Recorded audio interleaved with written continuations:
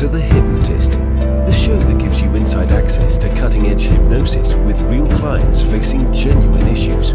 Brought to you by the hypnotherapist demanded by celebrities, CEOs, and even royalty, Adam Cox. These recordings took place live from Adam's clinic in London's world-famous Harley Street. So, get yourself comfortable and enjoy today's episode of The Hypnotist.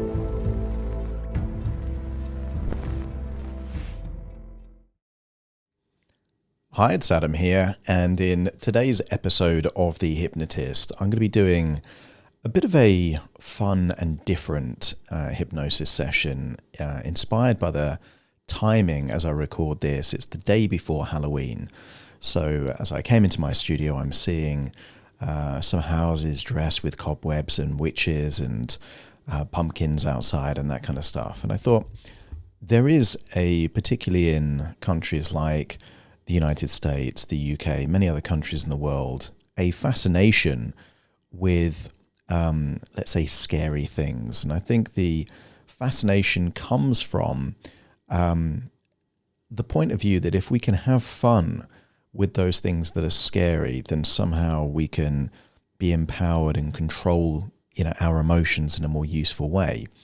So if you listen to the show on a regular basis, you'll know that occasionally I do random hypnosis sessions that have a different location, random words, random emotions. And I thought, well, if I took the randomness out of the equation and actually started thinking, well, what would be the ideal destination, let's say, for a Halloween-themed hypnosis session?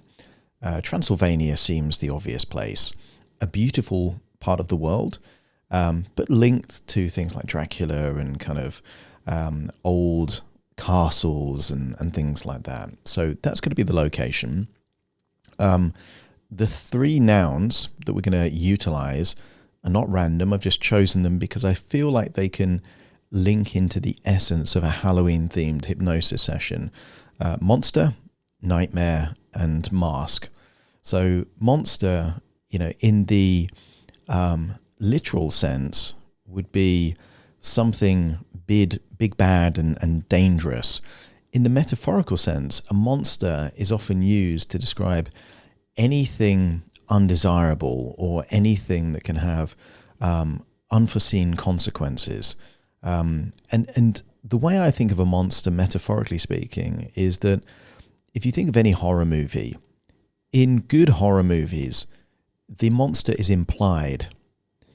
You create a sense of suspense, but when you actually see the monster, quite often, because you've actually been able to now know what it is, it doesn't seem so scary in comparison. And you see this with children that are, having nightmares that there might be a monster under the bed. That fear can only exist while they don't look.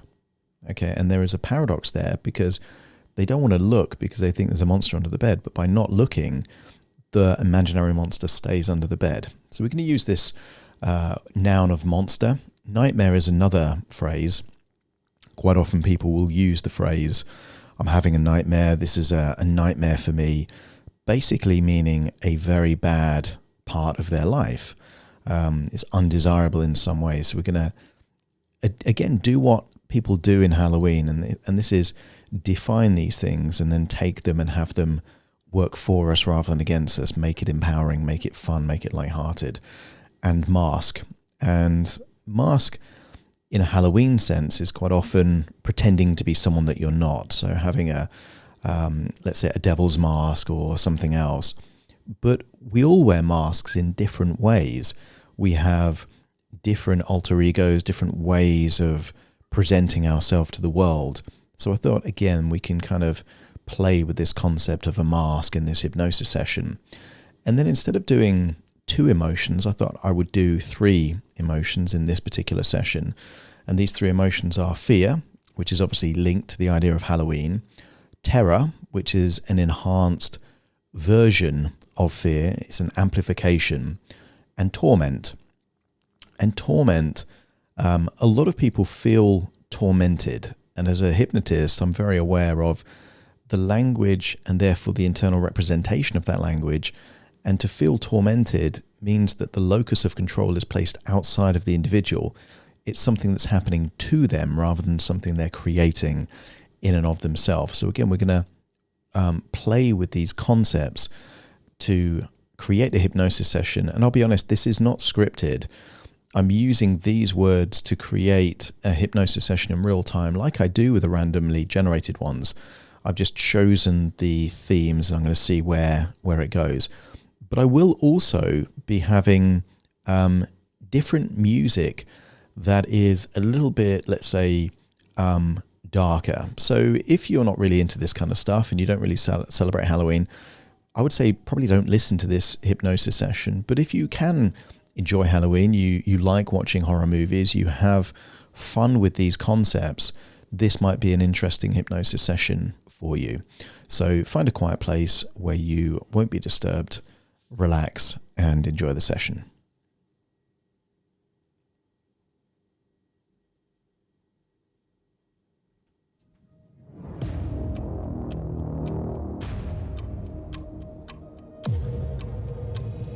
Take a deep breath in. And as you breathe in, become aware of any feelings of stress, tension, anxiety in your body. If you're ready to go on a hypnotic adventure, and it's safe to do so, close your eyes. And in closing your eyes, just get a sense that the biggest fear is always the fear of the unknown. And sometimes when we face our fears, we're able to unlock powerful new resources in ourselves that can enable us to transform our lives in strange and interesting and perhaps even positive ways. Continue to breathe in and breathe out, as it's now time to relax.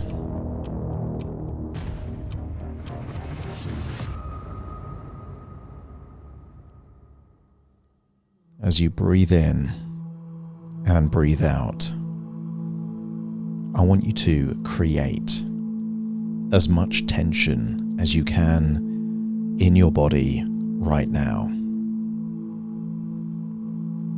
Clench the teeth and your jaw. Clench your fists. Scrunch your forehead.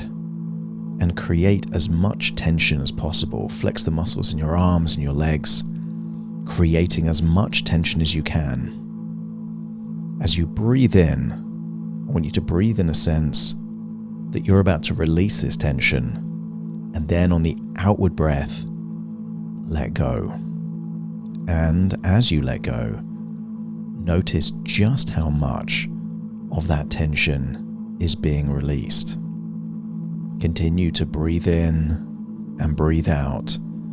And notice that with each and every breath, you're able to go deeper and deeper, relaxed. And I wonder how powerful it could be to go on a hypnotic journey where you face your fears. In many ways, fear is like the shadows, and action is like a candle or a torch. And simply by taking action towards your fears, don't be surprised if those fears just entirely disappear. As you continue to breathe in and breathe out, I wonder what would happen if you activated the power of your imagination to imagine that you were traveling somewhere else. I want you to imagine that you can picture in your mind an old castle, perhaps on a hill or the side of a mountain, in old Transylvania. Maybe you've seen pictures of those old historical castles in Eastern Europe. This is an old castle in a state of disrepair, broken windows, cold, in ruins perhaps. And I want you to imagine that you're arriving in Transylvania just as the sun is starting to set. Imagine walking up a pathway towards this old, ruined castle. And as you arrive at the castle door, just imagine it's now dark. And all you have is a candle, a flickering candle that just gives enough light for you to see the immediate vicinity around you. It's dark and you have nowhere to stay, so you decide that this castle is the only place of shelter. I want you to imagine holding a candle in one hand and walking through an old door into this ruined castle. And I want you to get a sense that this castle is designed for you to face fears from a place of safety. I want you to imagine that there is a large bubble. I want you to imagine walking into that bubble and seeing this bubble as being almost like a shield for you. This bubble can float, you can move around, you can see through the bubble, but it is like a force field. It's impenetrable to anything and anyone outside, and therefore it enables you to safely face your fears. Imagine there are many rooms in this castle, and I want you to first imagine going back to something that used to cause fear in your childhood. Not a person, but a thing. That thing might be an idea. It might be an old scary picture or a doll. But I want you to imagine that that fear exists in one of these rooms, but you are safely protected in this force-filled bubble.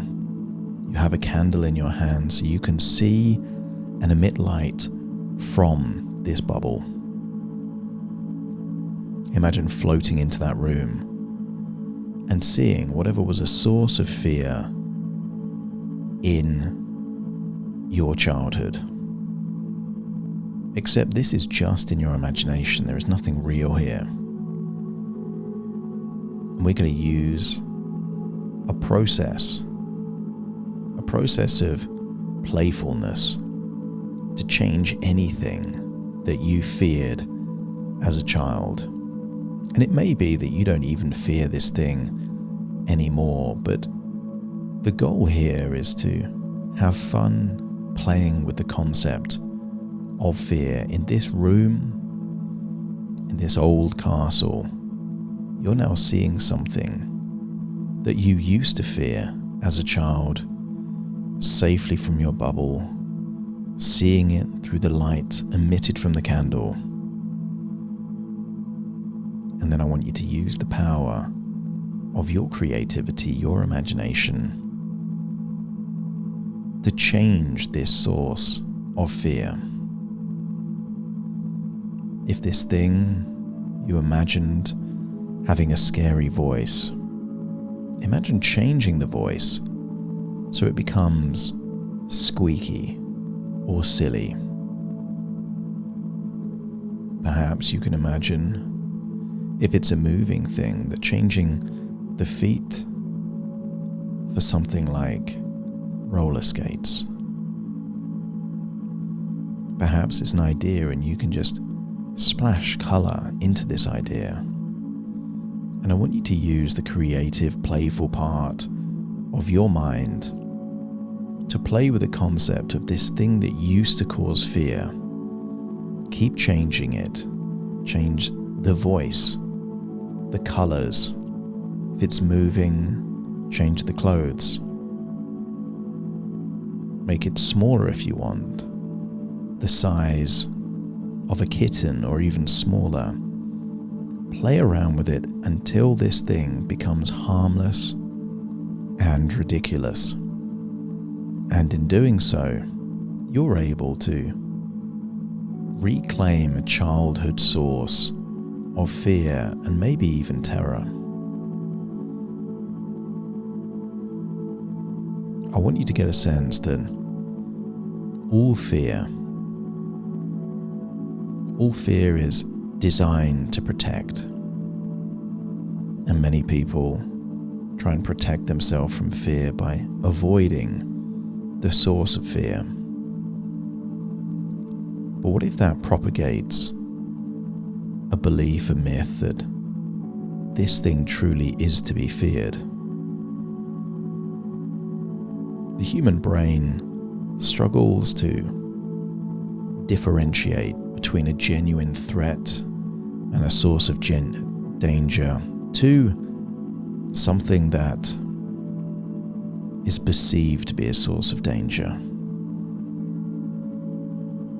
I want you to get a sense that that creative, playful part of your mind is continuing to adjust whatever those childhood sources of fear were until they're completely neutral, or perhaps even make you smile or laugh. And at the point where you start smiling and laughing, I want you to see that this original source of fear just disappears into dust. It is, of course, just your imagination. And therefore, you can imagine this thing completely and totally disappearing.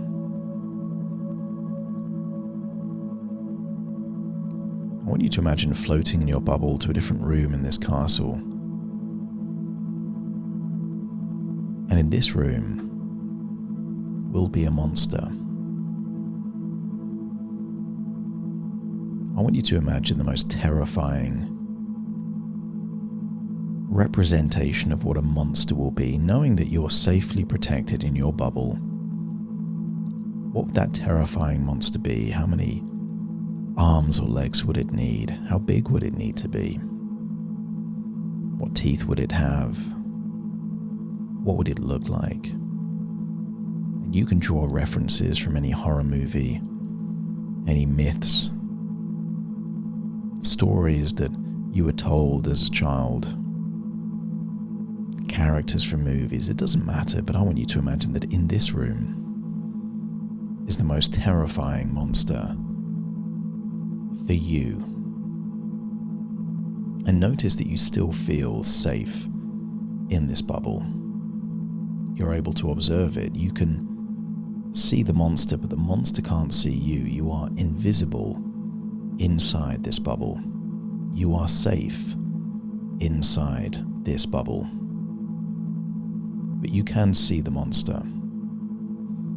And I want you to accept the suggestion that this monster is just your imagination creating a representation of whatever is a source of fear for you.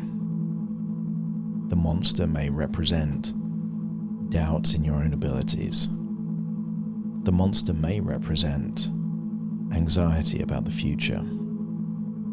The monster may represent an old memory, or perhaps some unresolved issue. And I want you to imagine that you're making this monster the most scary monster it could be. And then I want you to imagine from inside this bubble that you are taming this monster. I want you to imagine you're taming this monster, first of all, by understanding this monster. Sometimes the things we do are from a place of misunderstanding. And just imagine that as you understand this monster more, already the monster starts to look less scary. I want you to feel where courage would be in your body. And as you have the courage to look into the eyes of this monster, again notice that the shape of the monster starts to soften. Maybe the size starts to shrink. And maybe this monster is starting to look less and less scary. Quite often, the monsters in our lives come from our imagination. And when we look at them, when we get close to them, when we understand where they came from, and perhaps even what their intentions are, don't be surprised if the most terrifying things start to seem less terrifying. And I want you to imagine that you have a magic power to turn this monster into an ally. Imagine that this monster has been tormenting you, creating fear in you for a long time, and now, with this magic power, I want you to imagine that this source of fear and torment is now an ally for you. There are many people in life that, when they face their biggest fear starts to serve them rather than haunt them. And what would that be like for you? What would it be like to have your biggest fear, the biggest monster, the biggest nightmare for you actually being a source of inspiration, power, motivation? There are people that the biggest monster for them was being seen by people that they knew. The biggest monster was the fear of failing, the fear of not fitting in, the fear of disappointing those people they love the most. As you understand it, you face it, you go through it. What if this thing that's been holding you back could push you forward? What if this monster that's been stalking you your whole life could actually be a source of strength, a guard dog to protect you, a bodyguard to keep you safe? I want you to consider an idea that if you can face your biggest fear, if you can get beyond your biggest monster and nightmare, doesn't it stand to reason that nothing can then stop you? If fear is the border of your limitations, then going beyond your fears means that you've expanded your limitations. There are more options, more choices, more flexibility in your life. Imagine that you have tamed this monster.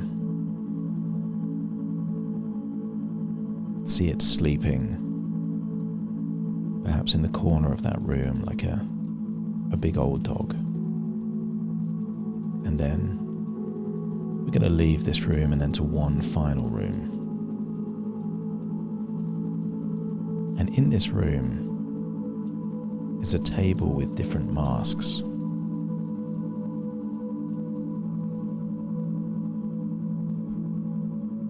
These masks are the masks that you wear when you're around different people.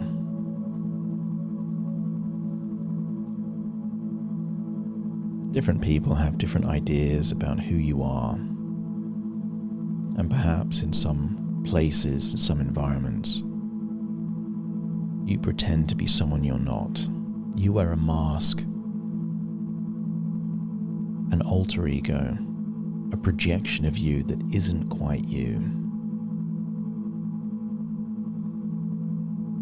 And at some level, isn't it possible that the reason that you wear that mask is to protect you from being seen as who you really are? If anyone criticizes the version of you when wearing a mask, it's not really you, it's the mask that they're criticizing. If you're wearing a mask and you get rejected, doesn't it make you safe? Because it was never you that was being rejected, it was the mask. And I wonder what would happen if you didn't feel the need to wear these masks anymore. What would happen if it was possible for you to be yourself in any situation? Wearing a mask might feel like it protects you, but it also means that while you can't be rejected in the same way, you can't get the compliments, the respect, the acknowledgement in the same way.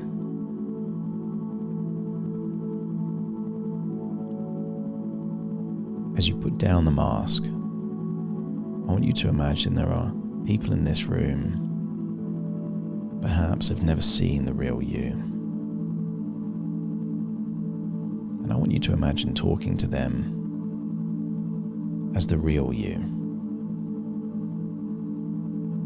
Any fear, any idea of power that they have, just take it all away. This is just your imagination after all. And imagine that you can be around these people as you really are. And as you do so, notice that you feel more comfortable in your own skin. You've faced your childhood fears. You've tamed your monster. And now, in this old castle in Transylvania, it's time to put down those masks. And as you put them down, and you connect with real people, you finally realize that authenticity, vulnerability, these are the antidote to fear and torment. This is a feedback loop for you to form powerful connections, or to have the feedback loop that enables you to change, to evolve, to get better, become more of an enhanced version of who you really are. And notice that although uncomfortable at first, when you get used to having those conversations as who you really are without any need for the mask, don't you notice how less anxious you are, how less stressed you are? Many people carry a fear that they can't be who they really want to be because they'll be rejected, ostracized. For many people, our greatest fear is losing the love, respect, connection, with people that they think are meant to love them. But consider this.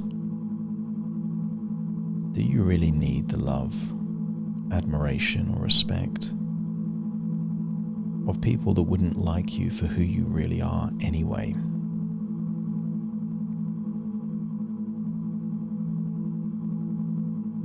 As you put down the masks, as you have the conversations as you really are, I want you to get a sense that courage, inner strength, inner confidence is able to flourish in this environment. It's now time to leave this room. Imagine going back down to the doorway of this castle, leaving the bubble, knowing that you faced a fear, tamed a monster, and let go of the masks. And in doing so, you have more influence over what causes fear and terror and torment to you. As you leave, even though it might be dark in Transylvania, you feel fearless, you feel confident, you feel resourceful, until you walk all the way down back into the main town and then find yourself listening to my voice firmly in the present, back in your own body, having gone on a hypnotic adventure in a land of fear and terror, and came out stronger, more authentic and more resourceful for it. Back in your own body, all firmly in the present. Take a deep breath in through your nose and out through your nose. Just wiggle your fingers, wiggle your toes. As it's now time for me to count from 1 to 10 to awaken you, you will awaken feeling confident, resourceful, looking forward to being more of who you really are. Starting to count to awaken you. 1, 2, 3, waking up. 4, 5, 6, more alert. 7, 8, open your eyes, open your eyes. 9, 10, wide awake, wide awake, wide awake.